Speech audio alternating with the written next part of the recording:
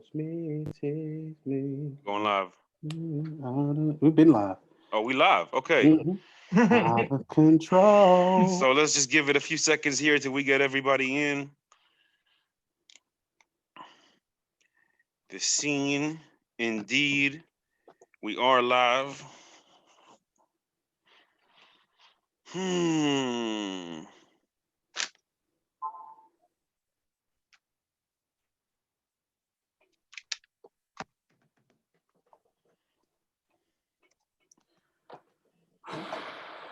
Breathe, Germ. Breathe. Breathe, Germ. Don't do a bloodbath. Breathe, Germ. Don't do it, Germ. I know you're upset, Germ.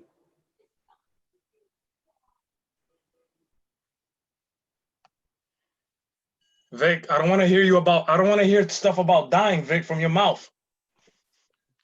You know we live on YouTube, right, Vic? I know. You said we just going. You said we just going to chop it up, right? Yes, indeed. Yes, Chop indeed. this little boy up. Did you get your fantasy things set up? Did you decide whether you're gonna do Mike Evans or Devontae Parker? Nah, I'm not doing Devontae Parker, bro. I'm with you on that. There's no way Gilmore's gonna let him, take Eat. eat him up a little bit. Not again. No way. So I'm still debating between. I got a couple hours. Still debating between Terry McLaren and Mr. Evans, who I was hoping is going to be hovering around 20 touchdowns this season. But Well, yeah, let's see if this is just a bluff on his injury report. we'll see, man. A hamstring is nothing to bluff about, though. That's for sure. Nah, man, that's what I'm saying. Like, if it's real, they should just put him on a definitely on a snap count and just let him be. Because when you have a presence like that on the field, that makes everything different. Because then the defense doesn't really know if he's hurt or not. Right.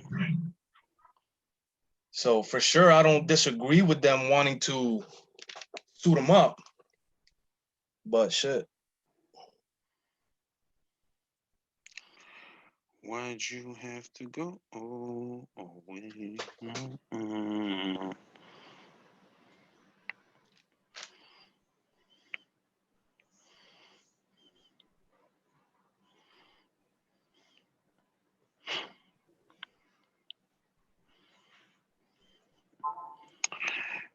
I am gonna go. If anybody's in the comments, give me 1 second. We're gonna get to you just in a minute.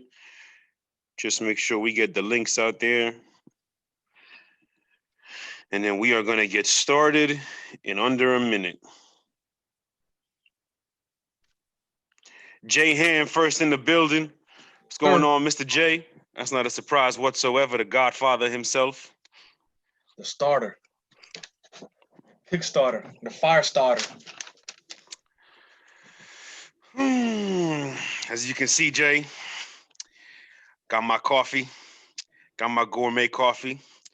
Extra brewed. Extra dark roast this morning. A little bit of espresso in there.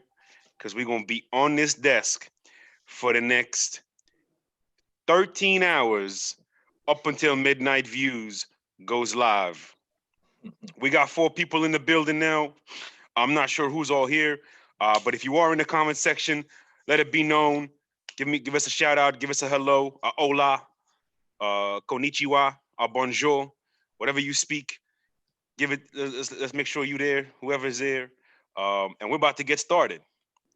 Drum roll, please. Germ, you're the music instrumental expert. Give me a little drum roll, please, sir. All right. Welcome to the first pre-game show of 2020. We made it, y'all. We made it to week 1. We were doubtful. We were skeptical, but we made it to week 1. Views and Dues pre-game show brought to you by The Scene, presented by Views from the 22, and it is the usual crew. I am Mo Schefter, Scout Extraordinaire, Germ So True, extraordinaire in his own right. Fellas, say what's up to the people. Hello, people. How are you? It's time to get this thing going. Hey, you sound like the what's his name from Madagascar, the king.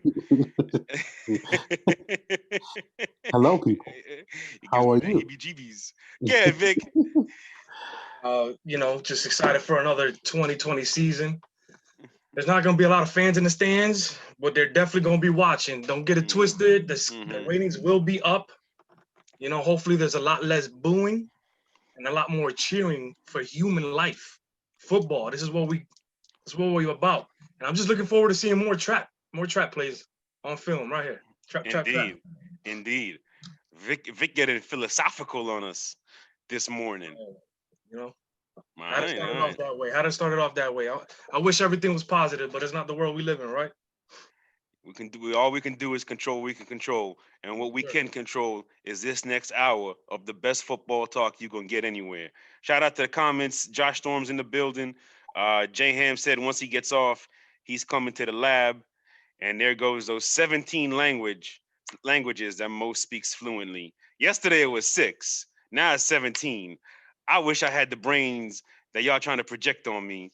If I can learn 11 languages in a 36-hour period. But let's get started, y'all. Let's get cracking. We got a full slate of games. We are going to get you covered on every game going on this Sunday. And then tomorrow at 6:45 Central, 6:45, I'm talking to Ronnie and Trav and MJ so much, I'm using Central Time now. Tomorrow at 6:45 Eastern, 5:45 Central, we will be live once again with the Monday pregame show because we got a doubleheader tomorrow. But let's get started with today's slate of games.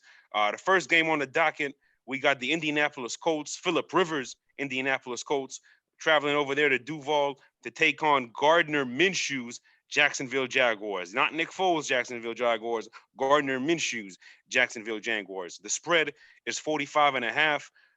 The Colts are 8-point favorites. I'm not going to spend too much time on this game, fellas, because we got a lot better games to talk about. I'm interested to see first and foremost how Phillip Rivers looks. This is a team that's coming into this season with a lot of hype, with a lot of expectations, because they got continuity on that offensive line. You got a defense they keep adding pieces and depth and talent to, and you got some decent weapons over there for Phillip Rivers as well. So Phillip Rivers is going to be the biggest key to how far this Colts team goes. And for Jacksonville, listen, just just be competitive. Okay, this is probably going to be Gardner Minshew's last year there as a starter. More than likely, what they're going to do is take those 37 draft picks they have and try to get a quarterback next year. But I'm not really expecting much from Jacksonville, as we said in the division overview. I'm going with the Colts to win this game 26-17. Vic, what you got? What's your thoughts on this game and predictions? Hey man, I mean, like you said, I'm just looking forward to see how they kick it off with Phillip Rivers. I mean, we know they got a pretty impressive offensive line. They got some new weapons there with Michael Pittman at receiver, who they said is gonna play an integral part of that offense coming out of camp already. So again, it's just gonna be all about Phillip Rivers, man. I want to see what happens there. I think that they should still be able to take care of this game against the Jaguars, who are just seem to be on their way down still to this day. Germ? Simply put, Indy, if you lose this game, I don't want to hear nothing. Indy should win. They should cover the spread. Shouldn't be any too much going on. Philip, you ain't got no excuses. No excuses tonight, Phil. No excuses. No, none whatsoever. Next game on the docket, we got the Buffalo Bills versus the New York Jets. Obviously, as we know, the AFC East has a lot more, I guess, suspense around it than ever before. The GOAT obviously is no longer there. So this division is anybody's for the taking. And certainly Buffalo has the biggest aspirations to win this division. The spread on this game is 39 points. The Bills are 6.5-point favorites. We got Josh Norman and Vernon Butler are out for the Bills. And Denzel Mims, the rookie, no, he's a second year now. He's out for the Jets. Vic, what you got on this game? Now Denzel Mims is their second round pick this year. He's out. Okay. But See, it's been a Marcus, long year. Forgive me. yeah, Marcus May also safety for the Jets defense is out. He's the key safety now. Now that they don't have Jamal Adams, he's also out for this game. But I'm pretty much looking to see what kind of step has Josh Allen taken. Is he getting better? Is he going to improve as a passer? Because that's going to ultimately show us what the Bills are going to be able to do this season. Will they be the first place team, or will they again be the second place team to the Patriots? That's going to be the keys for me. The Jets, again, young team. Sam Darnold, is he going to be able to take a step forward as well? Is he your quarterback of the future? We're going to be able to see. Again, they got some weapons for him with Denzel Mims in the fold. You still got the running back, Le'Veon Bell. So I'm taking the Bills. They should be able to dominate this game, especially defensively. And I take the Bills to get the over. Oh wow, okay. Germ, thoughts and predictions on this game? Bills should be able to circle the wagons in this game. It should be a pretty heavy diet of Devin Singletary, Zach Moss if they choose to let him play as well. We should see some play action. Josh Allen should have an easy afternoon because I don't think the Jets have the horses up front to stop them. Shouts out to Le'Veon Bell for even suiting up. You're in for another long season, Yeah, Chief. yeah. Circle the wagons, cover the spread. I mean, Le'Veon Bell was certainly a guy that we were counting on would somehow get traded or released during this crazy offseason so he could go on and flourish somewhere else. But hey, maybe he's just exactly what Sam Darnold needs to continue his development. I'm taking the Bills as well to win this game 27-21. So if you're gambling at home, I'm taking the Jets to cover. Next game on the schedule, we got a doozy for you. We got one of the most dramatic divisions kicking it off. You got Philadelphia Eagles versus the Washington football team. The spread on this game, the over-under is 42.5, and the Eagles are 5.5-point favorites. Germ, so true. What you got on this game? So simply put, man, we got the Washington Redskins with the revamped defensive line. That defensive line, I'm not saying revamped as in they didn't have talent the year before or the year before that. It's just that they finally put all those pieces together, kind of similar to what Philly did a couple of years ago with Fletch, with Timmy Jernigan, with all of those guys. But this year we had this Washington team coming out with not only with the first round picks from Alabama with Jonathan Allen and Deron Payne, but we got now Montrez Sweat, and now the last piece to this puzzle is Chase Young. That is 4 first-round picks on that defensive line. All of them can go. Jonathan Allen, we scouted him. We thought he was a tremendous player. Deron Payne, we thought he was a tremendous player. Montez Sweat, without the heart condition, was a top 7 player on our board a couple of years ago. And Chase Young was the consensus 1 or 2 player on the 1A, 1B player on the board as well. So I think altogether with those things, with Deron Payne, with Matt Ioannidis, with the young talent that they do have still on that defense, I look for them to be able to give Philly a little bit of issues this afternoon. Mm-hmm. I think Dwayne Haskins can take a step forward. I think we can see some good things. So today, with Philly's offensive line being a little bit in shambles, with them figuring out the thing with Jason Peters finally saying he'll play left tackle, and with them still missing a couple guys on the interior part of that line, give me Washington today in a game 1 upset. I think moving forward, I'm taking Washington with the points as well because I know Philly's favored. Give me the Washington football team. Yes, sir. Yes, sir. Speaking of Chase Young, Josh Storms just put in the comment section that he is going to be the defensive player of the year. Vic, what you got on this game? Yeah, no, real quick, Jeremy alluded to that defensive line. Again, that matchup against the Philly offensive line is going to be very interesting to see what the injuries Philly has on the offensive line, if they're going to be able to gel. They already got a very strong test in front of them right now, starting week 1. Another key for me, Aaron Gibson, the rookie running back out of Memphis. This kid's an electric running back.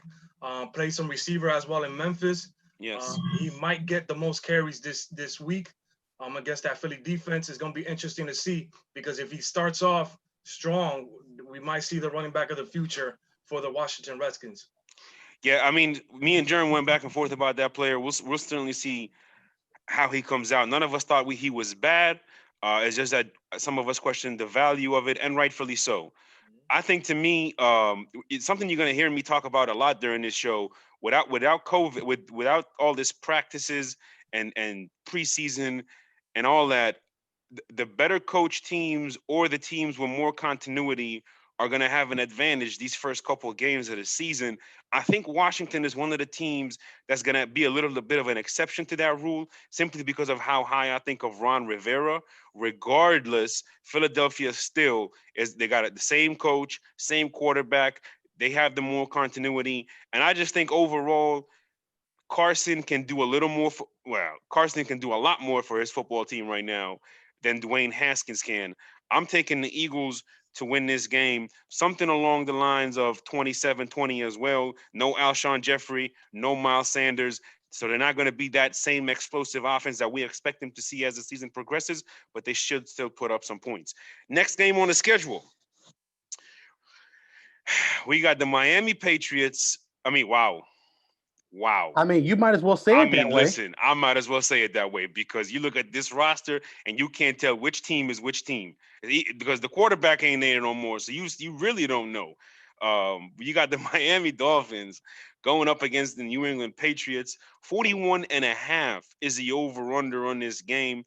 The Patriots are favored by a touchdown and an extra point.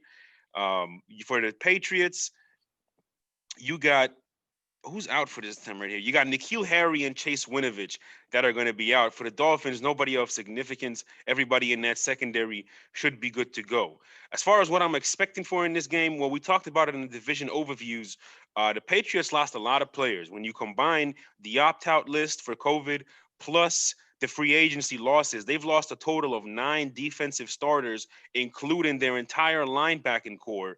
That is monumental, considering that Dante Hightower, if Tom Brady has been the most important player for this franchise over the last decade, Dante Hightower has probably been the second most important player for that franchise, outside of maybe Darrell Revis and Stephon Gilmore. And that's not an exaggeration. He is a quarterback for that defense. He makes sure everybody does their job, stays disciplined, and does exactly what they're supposed to do for that defense to look how Belichick wants it to look. They also got Patrick Chung, who opted out, and he's a guy who, he's the final piece that helps that defense, particularly that secondary, form their identity, because he can play in the box, and he has been one of the better safeties at coming down and covering tight ends one-on-one. And people still laugh at me for that, and I still tell people, anytime you're ready, I will show you the film. For 3 to 4 years, Patrick Chung was one of the best safeties at covering tight ends, man to man. Second thing I'm looking for is that offense. Cam Newton now is no longer Tom Brady. The quick 3-step drops, the quick 1-step and out, the 5-step drops, the EP sophistication, the spread you out. I'm gonna just handle everything on the line of scrimmage. Let's go fast. Let's go however we want to go. It's no longer there. This team can this offense is no longer that Optimus Prime that it was when they had Tom Brady. There's more limitations now. And I don't care what any of these people with makeup tell you, there are more limitations with Cam Newton playing quarterback than with Tom Brady playing quarterback. Plain and simple. As I said earlier in the offseason, if you're going to tell me that Cam Newton is an upgrade to that offense, you do not deserve to get a paycheck to talk football. That is just how I feel. And again, I challenge anybody to come to this platform and put their money where their mouth is on that. With all that being said, though, let's talk about the Dolphins real quick. Here's what I'm looking for the Dolphins. They got a brand new secondary, more depth on there. That is going to be crucial. I'm talking about a lot of secondaries for this offseason. That is going to be crucial to how this team succeeds. But the most crucial thing is that offensive line. They're going to have about 3 rookies on that offensive line rotating in and out, maybe 4 really when you talk about the rotations. And then you got Ted Karras and Eric Flowers, the veteran free agents who've come over the last couple years. So that offensive line versus a front seven, that's not what it's supposed to look like. With Jordan Howard, Miami should control the line of scrimmage in this football game. And that's something that I'm going to be looking forward to see. With all that being said, the better coach football team wins today. I'm taking the Patriots to survive by a field goal. Jerem, your thoughts? I'm gonna be honest. I think the Dolphins end up winning this game today because of what you alluded to with the controlling the line of scrimmage. as much as I would love to see Cam win the first game, as much as it would be nice for him, I just think the Dolphins have just enough just for this to be an upset of another one of those upsets in the AFC this week. Give me the Dolphins by 6. Okay. Vic? I gotta go with the Dolphins too, bro. I mean, everything that you alluded to, everything that you alluded to with Cam, I just some of the things I was hearing this offseason, I couldn't believe with my ears as well. Um, they talked a lot about his ability to run, which is great. But again, us here in Views preach how important it is to be a pocket passer. That's something he's not great at. And I don't know if are you willing to risk somebody that's already been hurt to use him more and options and things like that where he has to run the ball? It doesn't make sense to me. I don't see New England taking no step forward in terms of their offense at the quarterback position. And then for the Dolphins, one key thing that is to me is overlooked. They cut Rosen, okay, this offseason, meaning that Tua Tagovailoa, okay, if that's how you pronounce Don't it, ask me on this one. he is now the number 2 quarterback on your depth chart, meaning that if something happens to Ryan Fitzpatrick, all of a sudden Tua is on the field for you. Mm-hmm. So that's going to be key right there to see what happens with the Dolphins. Fitzpatrick, I like this offense if he can stay healthy. I like this offense to beat the Patriots this week. Interesting. All right, so that wraps it up for this game. Let's get to the comments real quick before we move on to the next one. Jay Ham saying that his first name is Antonio Gibson. Yeah. Jorge is in the building, says it's going to be a long year for New England. The best pregame in America. And damn, Mo is ready to slap someone. Josh Storm saying, laughing that these people with makeup. Trav in the building saying, I see my boys are back on the pregame show with the 100 emoji. What's going on, DVR Czar? And yes, Josh and Jorge, I am still going to get worked up over the Patriots. Hey, listen, you spent 20 years somewhere. Your heart's always going to have some sort of attachment to them. And we got Big Shot Ron in the building to reminding the folks to smash that like button. We are going to move on now to the AFC North, the nastiest division in football. We had even some nasty back and forth going on between Dennis King, the resident Ravens fan, and Josh Storms, the resident Bengals fan. Dennis King showed up first, he showed up and said AFC North champs are here. And Josh Storm says, I've been here, Dennis. And Dennis said, champs, not bottoms. Storms replied, y'all about to lose to Cleveland, though. And Dennis said, we winning by 10. So, Germ, do me a favor, mediate the situation, and let me know who wins today. It is a 40. Oh, no, I'm sorry. That's Vic's game. I apologize. That's an incomplete pass. I'll still mediate in a second. Second down. No, let Germ can mediate what's going on in the For sure. The over-under is 47.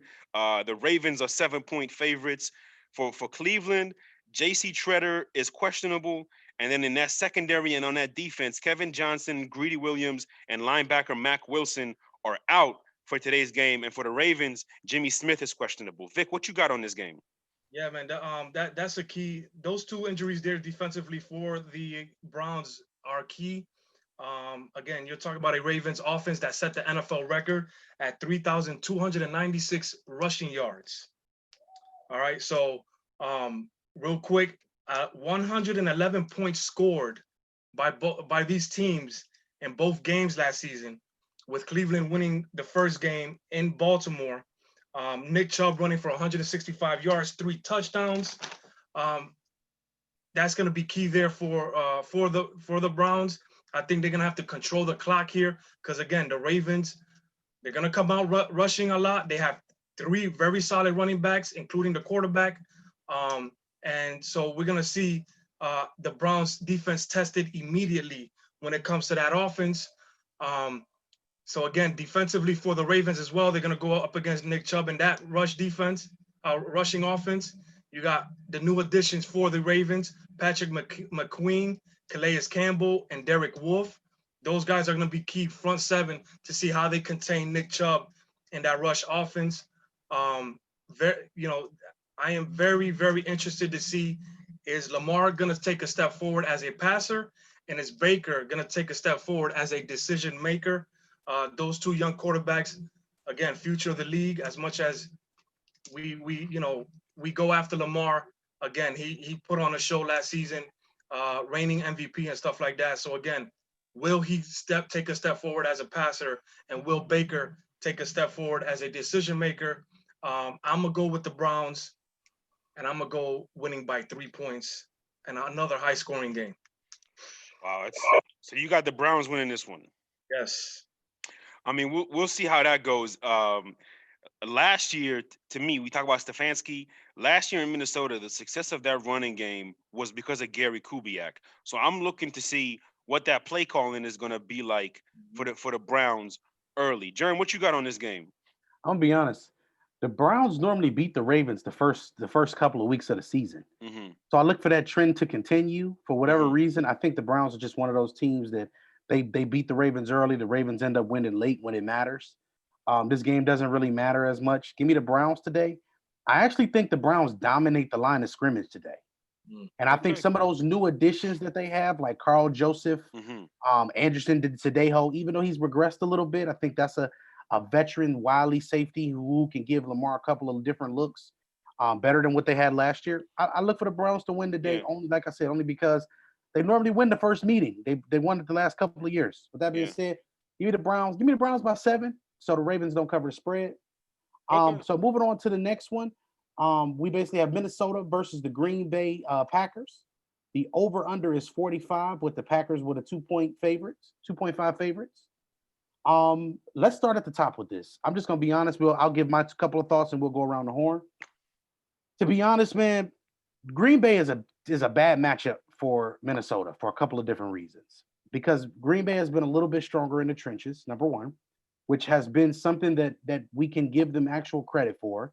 They're going to be a little bit more athletic at the linebacking core this year with the addition of Christian Kirksey, who'll probably go right to the middle of that defense. And then with that being said, I also believe that the pass rushing with the Smith brothers will also be better this year, and especially in year two, especially coming from Preston's side. And we all know how I feel about 23 Jair Alexander. He's my favorite corner out of that class. Still one of my favorite corners in the league. I just think that this is a game in which has Green Bay winning it all over it. I think that 2.5 is coverable. I think they actually win by 7 to 10 points. Um, Give me Green Bay today because week one right here for the Vikings, I feel like they're going to be integrating still, integrating Ngakwe, Mm. and I look for them to be able to really push the envelope the next matchup. So give me Green Bay today. Vic, I'm gonna go to you next. Yeah, man, I'm interested to see what the Packers offense is going to look like. They basically spent their first 2 picks in the draft getting guys that might not contribute immediately. You got Jordan Love, first round pick, and then you got Andre Dillon, the second round pick. AJ Dillon. AJ Dillon. Again, the Packers. I don't see an upgrade offensively for them. I'm gonna take the Vikings. They're the healthiest team today. They have absolutely no injuries. I think the addition of Justin Jefferson is a key addition to that receiving core because he will play in the slot and he'll be able to make a lot more plays. That is something Kirk Cousins likes to use as his slot receiver. Certainly. As far as me in this game, look again. Continuity, right? I think the Packers have more continuity going into this game than the Vikings. I think the Vikings are going to try to figure out some different things this year as far as how to start implementing Justin Jefferson, how to get him to be a vital part of this offense. I'm gonna go with Green Bay to win this game. Like Vic said, they got AJ Dillon with Aaron Jones now. I do believe Matt LaFleur wants to run the football. Hopefully, Aaron Rodgers continues to buy in to what Matt LaFleur is preaching. And if they do establish the run game the way they expect to establish it, then that's going to open up a lot of things where other guys other than Devontae Adams can get open, particularly in the middle of that field. And I'm looking to see, can we start getting more tight end usage out of the Green Bay Packers, and for that matter, out of the Minnesota Vikings. Irv Smith, Please. yeah. Shout out Ty Love. Shout out to the Houston Astros scoring 5 runs in the top of the 9th last night without any trash cans. Give me the asterisk for that. Anyways, back to football, baby. I'm looking forward to seeing that. I think both of these guys have tight ends that should be utilized more, especially with the Packers. They got a rookie tight end. They took him in the later rounds. Can't remember his name right now. But we'll see how they implement him. People are saying that he's somebody who can sort of do multitude of things and provide both help in the passing game and in the run game. As for Minnesota, you know me, I call them the biggest tease in football, and I think it's going to be more of the same this year. And I do think Green Bay will come off to a better start. I think with running the football, missed tackles are going to be a huge thing, especially these first 4 weeks of the season. I'm going Green Bay to win this game 27-23.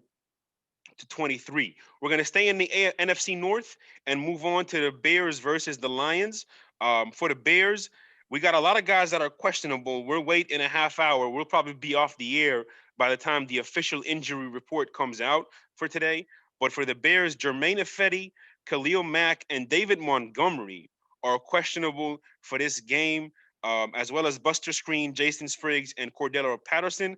And the mighty Robert Quinn is doubtful for today's game. So we may have to go a pause on Robert Quinn's 2020 Bears debut. And for the Lions, Vaitai, the tackle that came over from the Eagles, he's out. Okuda and Amendola are questionable, and Kenny Galladay is doubtful. I'm not going to spend any more time on this game. There's some key injuries right there for the Detroit Patriots, for the Detroit Junior Patriots. They got like 75 Patriot starters on there. I'm just going to go with Chicago.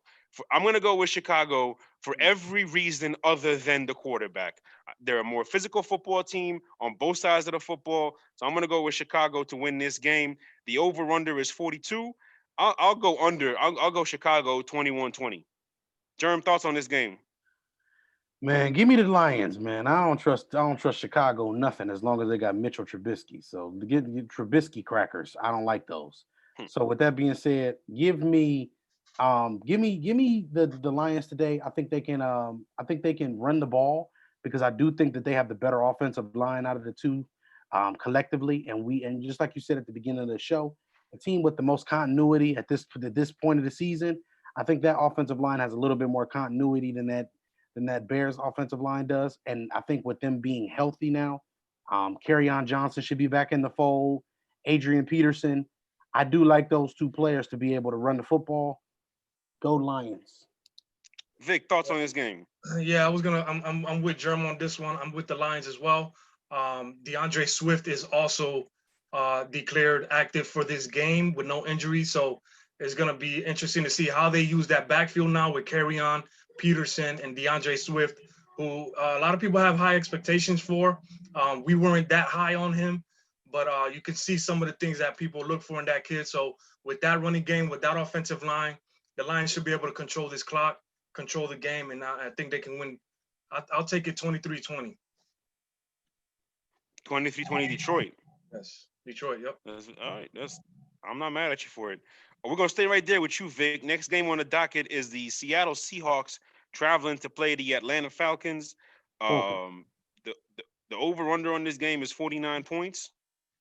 And the Seahawks are only a 1-point favorite. So Vegas is not really sure what's going to happen in this one. What you got on this one, Vic? Yeah, real quick injury report. You got 2 beef guys for the Seahawks who are out or questionable. Cedric Ogbayu is out. Jamarco Jones is questionable.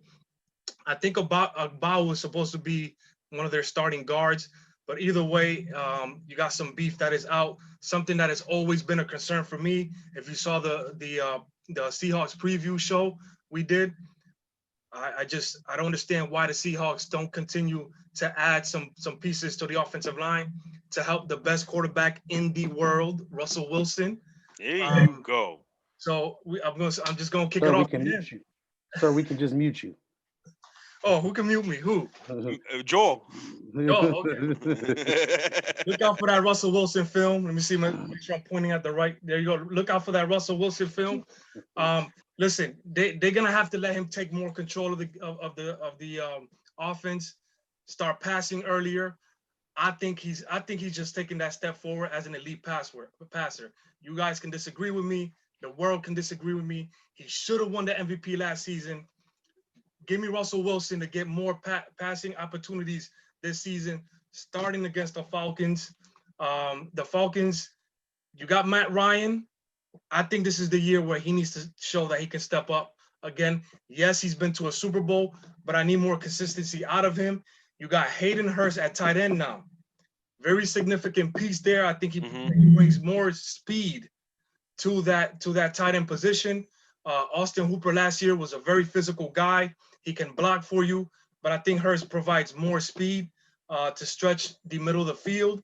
You still got Calvin Ridley and Julio Jones.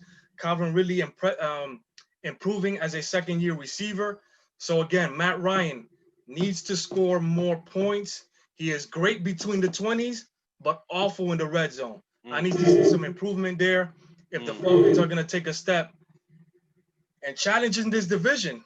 I mean, you got probably the hardest division in the NFL this season with the Buccaneers and the Saints, of course, still going to be able to do what they do. So, again, Matt Ryan, are you going to take a step forward?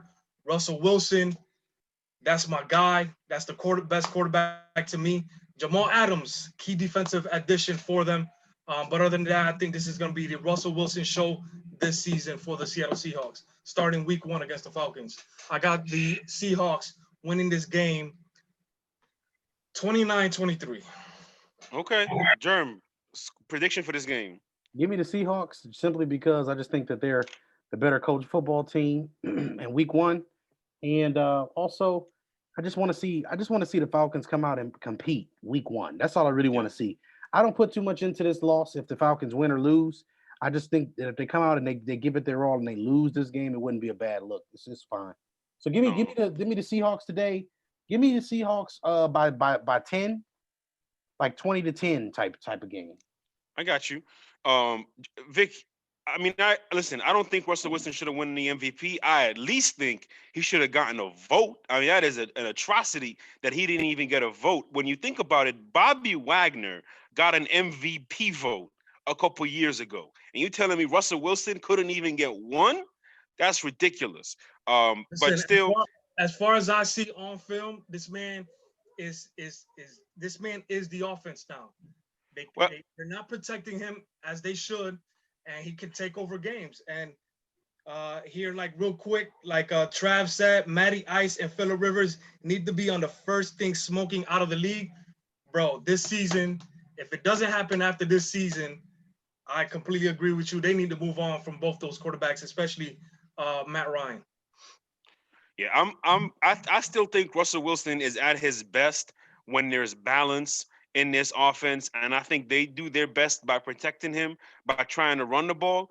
But the problem is your run game is not going to be something that you can rely on week to week, especially as we get deeper in the season with that offensive line that they have it to them. So the number one thing Seattle needs to do is get some better help on that offensive line. I mean, to me, bro, real quick, I mean, for an offense that has struggled to run the ball like they haven't before, when they had Marshawn Lynch at his best, and now you got a Chris Carson who's always unhealthy.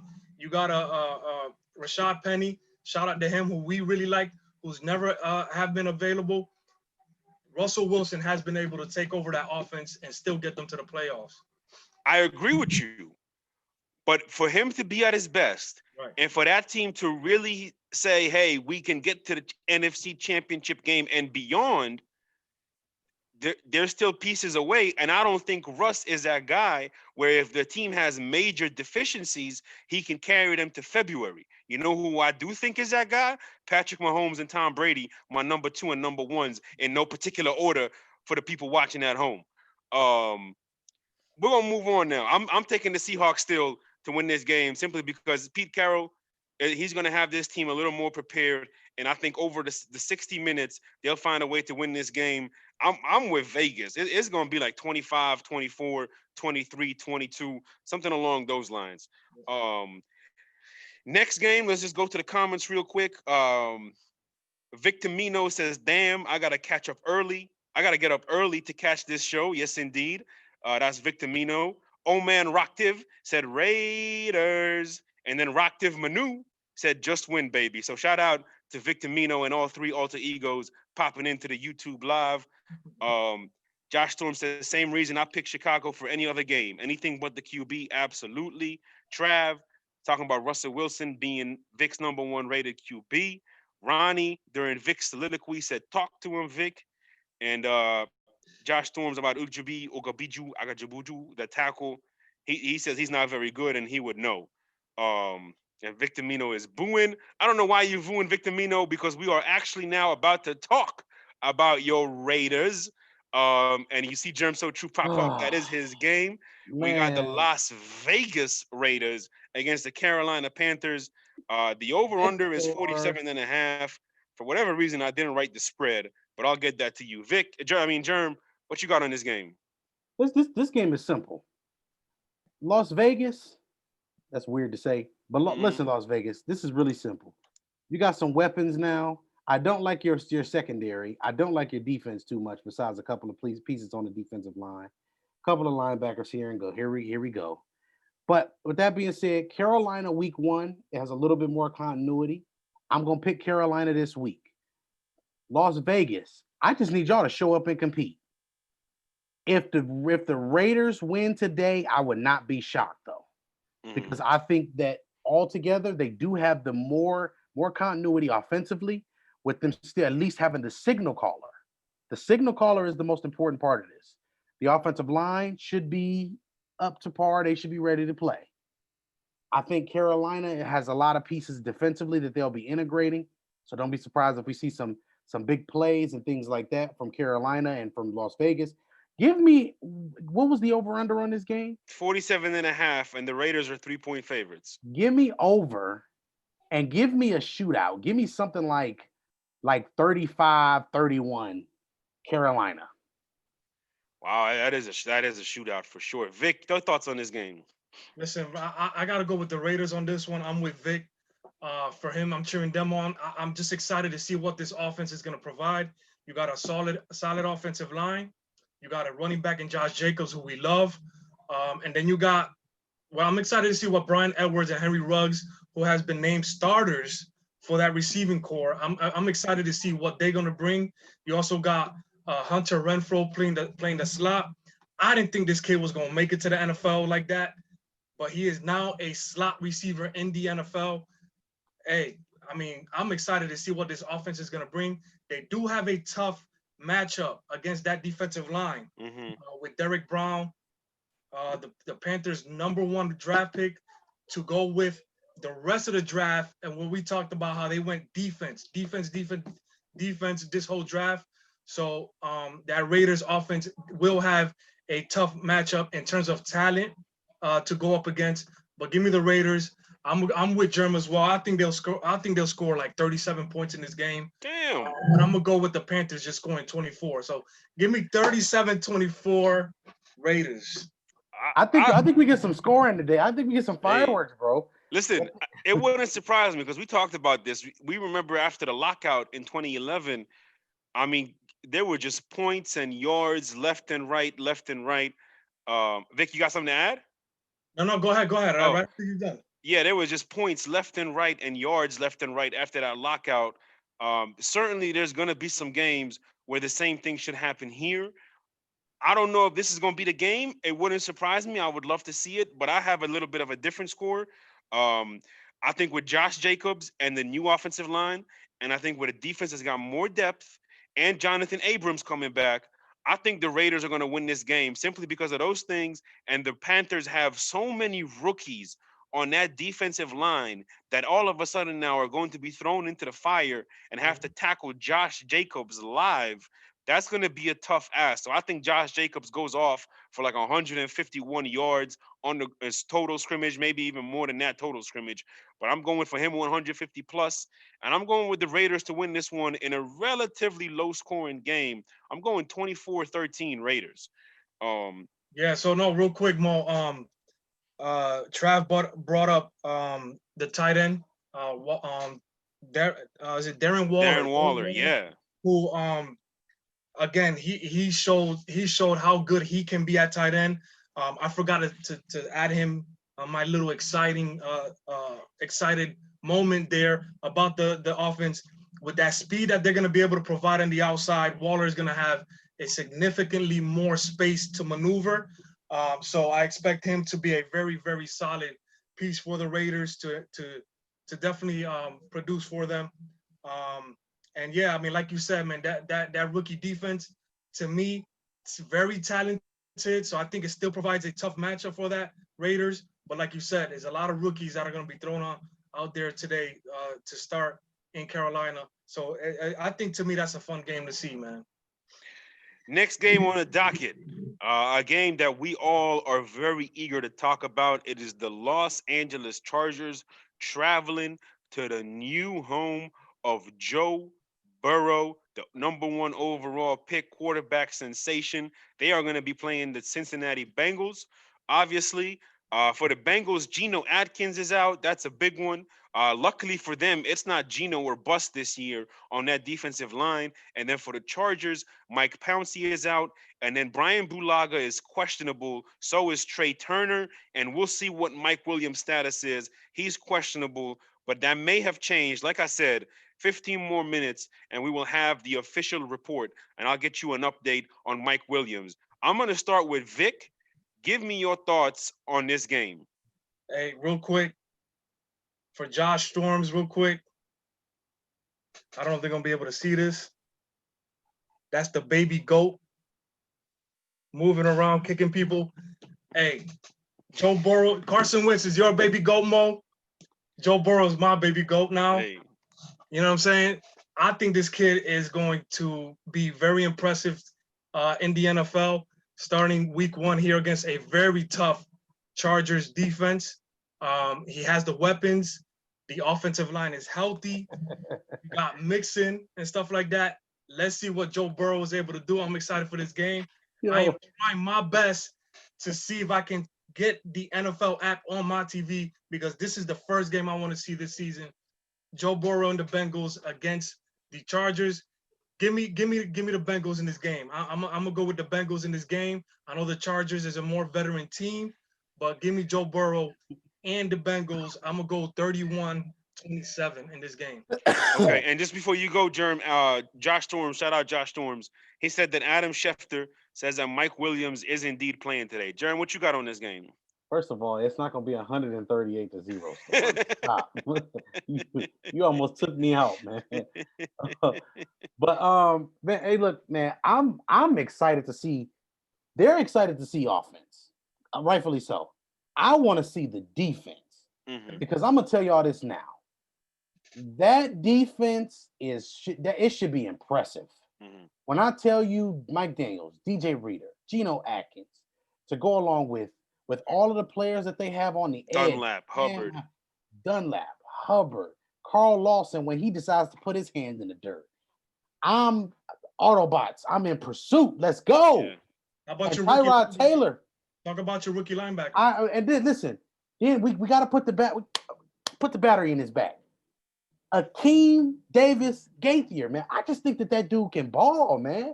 I think that's El Capitan. I think highly of this defense, man. Let's go. Who that? Like my guy say, who that? Let's go. Yo, man, give me the Bengals to win the division, man. Oh, damn, son. Where'd you find this? I'm excited. I hear you. I'm honestly, like, I'm gonna be Germ, was this your score for this game? Give me Cincy 26-23. Okay.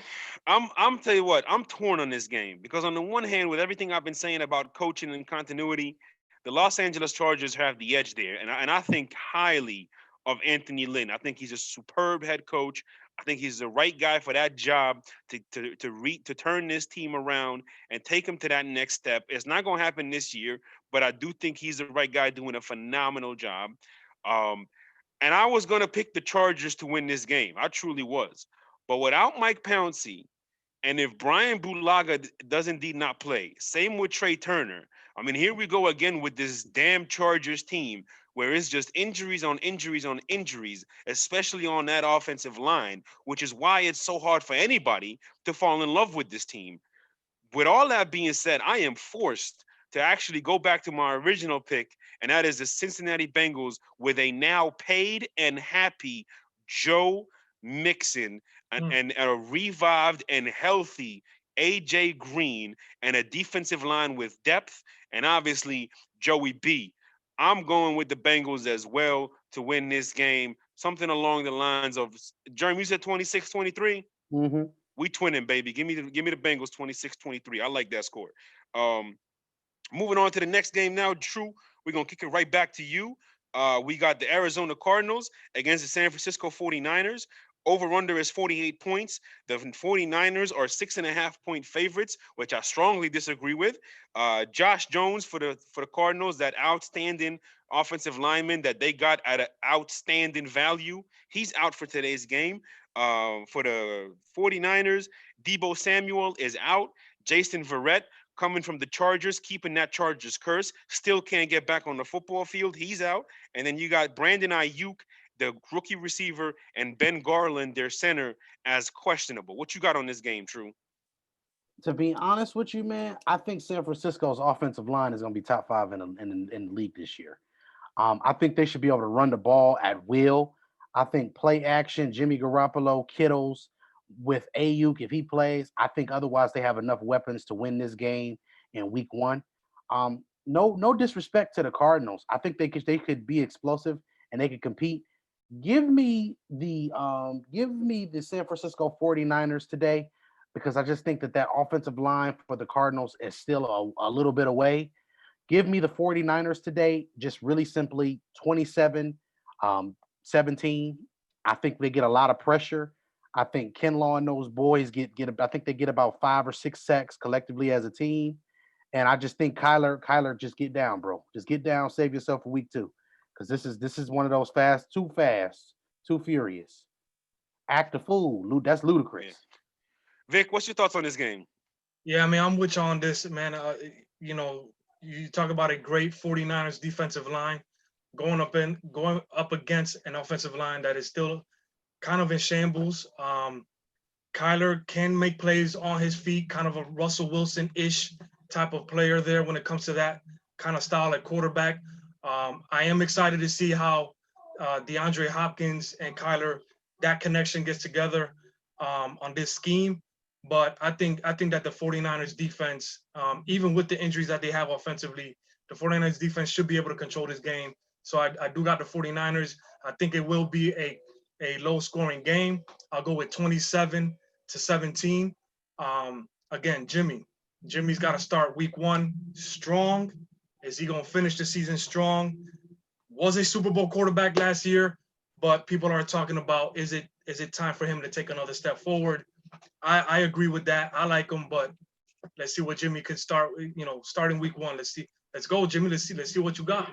Yeah, I mean, listen, I am all in here. I'm gonna put my money where my mouth is, and I'm gonna trust my views. I think Jimmy Garoppolo is not a quarterback I can trust week to week. B, I think San Francisco is in for one hell of a Super Bowl loss hangover, and I think Arizona is rising and only gonna get higher, baby. Kyler Murray, DeAndre Hopkins, Larry, the man, the myth, the legend, Fitzgerald, the superstar that is Isaiah Simmons. You said that Raheem Mostert is must start. Well, guess what? As we speak, they are programming the mission in the back of Isaiah Simmons. Raheem must start, must be stopped. I'm going with the Arizona Cardinals to win this game as their first win of the season on their way to the NFC West division crown. Give me the Cardinals to win this game 31-17. I said what I said, and it has been declared. Fine, people. Let me write this down. Vic, we're going to move on to you. to the Sunday night game. Usually we do the 4 o'clock game, then the Sunday night game. But obviously, for reasons, we got to keep the 4 o'clock game as the main event for today. So we're gonna move on to the Sunday night game. Dallas at that new beautiful stadium in Los Angeles. Hopefully they can get to play. Certainly our prayers and the thoughts to anybody and everybody out in California. We hope y'all staying safe with those fires. The over-under in this game is 51. The Cowboys are actually 2-point favorites in this game. Vic, what you got on this? Yeah, I mean, I think the Cowboys are, when it comes to improving teams, I think the Cowboys are still improving. The Rams kind of digressing still to me, in my opinion. I think the Cowboys win this game convincingly. Actually, I think they got a chance to score 37 points against this defense.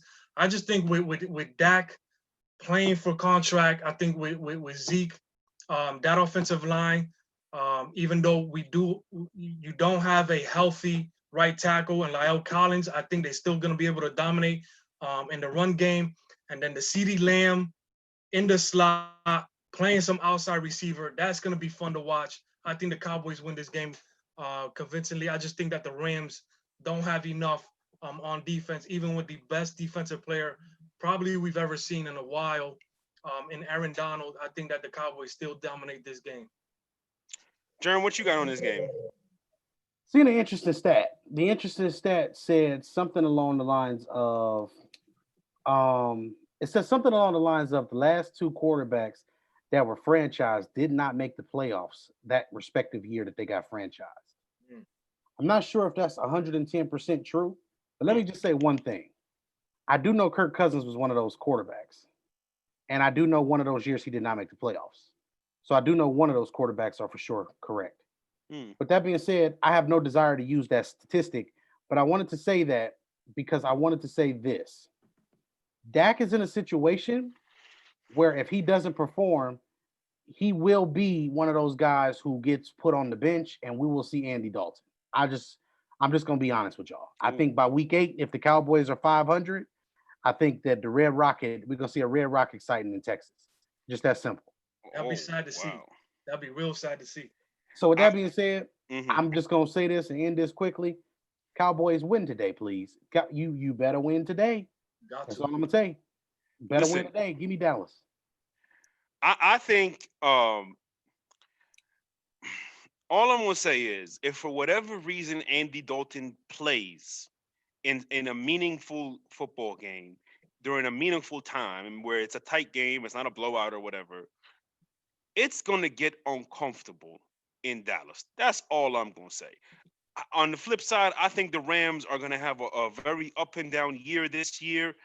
And for that, I'm taking Dallas to win this game. I think they're going to do all right with the line of scrimmage. I think CD and Amari are going to get going early.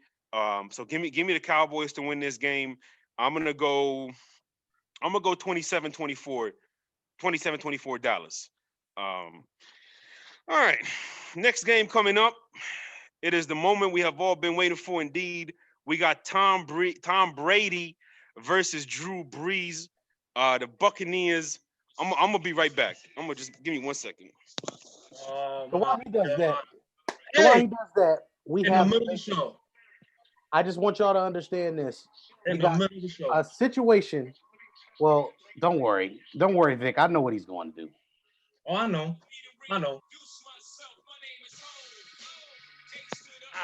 Yeah. Oh God. Yeah, baby. Oh God. Oh, this feels good. Oh, this feels nice. It's got this beautiful red, got the orange outlines. Tell you what, after 20 years, I'm getting quickly comfortable in this red. I'm getting goosebumps, about to cry and stuff. We got Mike Evans, Chris Godwin. Wait, when we turn around, I don't know if they can see it if I turn around. Probably just show off my butt. I ain't trying to do that. I ain't been to the gym in a few weeks, Vic. But anyways, I just gotta see it. I gotta see it actually happening. No! Brady with his Tampa Bay Bucks jersey. Oh God! Yes,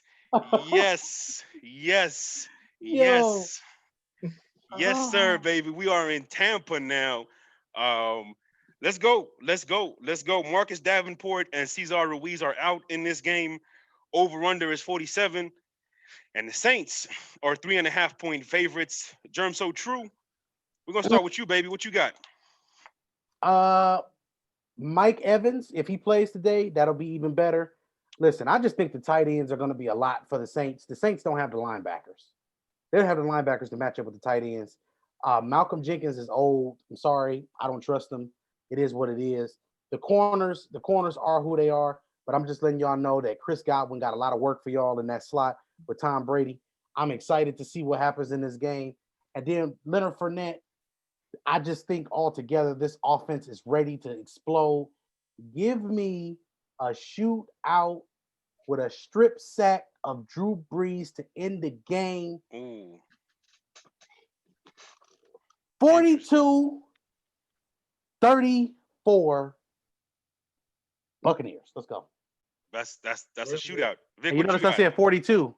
We're even predicting plays now, Jim. Yeah, I got to predict plays. Listen, Mike Evans.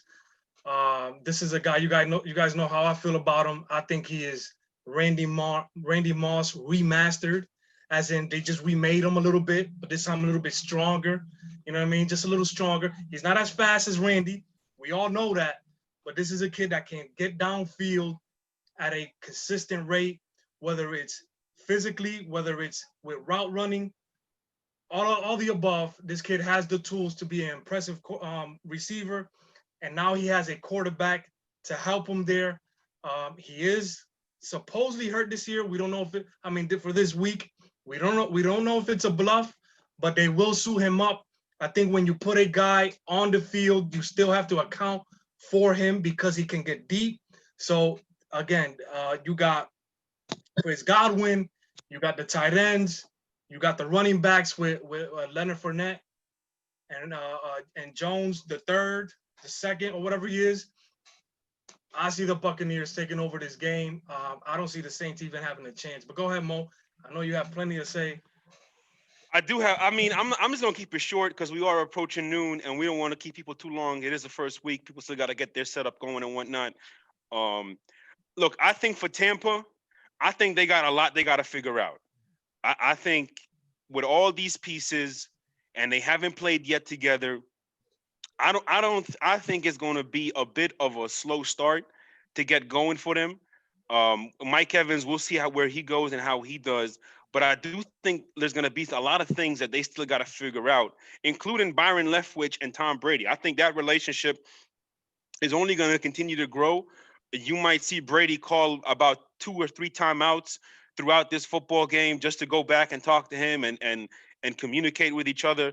I do think it's an advantage for the Buccaneers that there's no fans in there, and that way it's going to be a little easier for them to communicate offensively, especially. But look, these guys are going to play each other twice, and I think the 2 different games are going to be 2 different stories. So I'm actually going to take the Saints to win this football game. I think it's going to be a good game. I think both quarterbacks will play well, as they always do. I think it's going to be a great preview of what's to come in the 2020 season from both teams. But I'm still going to go with this again. Continuity is everything. They're going to know how to play with each other a lot more than Tom Brady and Chris Godwin, Tom Brady and Mike Evans. And it's just my opinion. I don't think we're going to see Gronk really get going till about week 5, week 6 of the season, because that conditioning for an NFL game, there's absolutely no way to simulate that unless you actually play it. Luckily for Gronk, he's got OJ Howard and Cameron Brate who can carry the load these first few weeks. But those are guys that Tom Brady has never played with either. So I just think with all the moving parts and no live games, no live reps, no preseason, no inter squad scrimmages, practices, I think it's gonna take a couple weeks for Tampa to really get going. So I'm gonna go with the Saints to win this football game. Over under is 47. I will take the over for sure. I'm gonna take the Saints 31, Buccaneers 27, something along those lines. That is it, y'all. That is the game. Let us talk about some of the some of the comments. MJ liking the chair. I appreciate you, MJ. Commenting on the music. Just so y'all know, that was Jay-Z's public service announcement. And in case y'all don't know, Tom Brady walks out to that song every game. And so that is why we played that song. And he is going to reintroduce himself to the football world because it seems like folks forgot what he was about last year. And I promise you, he will remind you. We the people, Trav. Yes, sir. The heel turn is complete indeed. Big shot. This is not a Trent Dilfer jersey with the disrespect, Josh and Big Shot. I guess, okay. Nor is it a Doug Williams throwback We still either. haven't seen the Brady. We still haven't seen the Brady. Well, I don't know how I'm gonna show you the Brady. Okay, so just turn the chair. Just Just turn in your sit chair. down a Just little turn in your bit. chair. Just turn in your chair. Yeah. You know what? Oh my God, it's real. It's real. Yo, this is great TV, man. This is great TV. How can't you not tune into this? What's that? This is great TV. Yes, indeed. Yes, indeed. Yes, indeed. Deal for do. All right. That about does it for this, the first edition of Views and Views. Look out for Midnight Views tonight at midnight.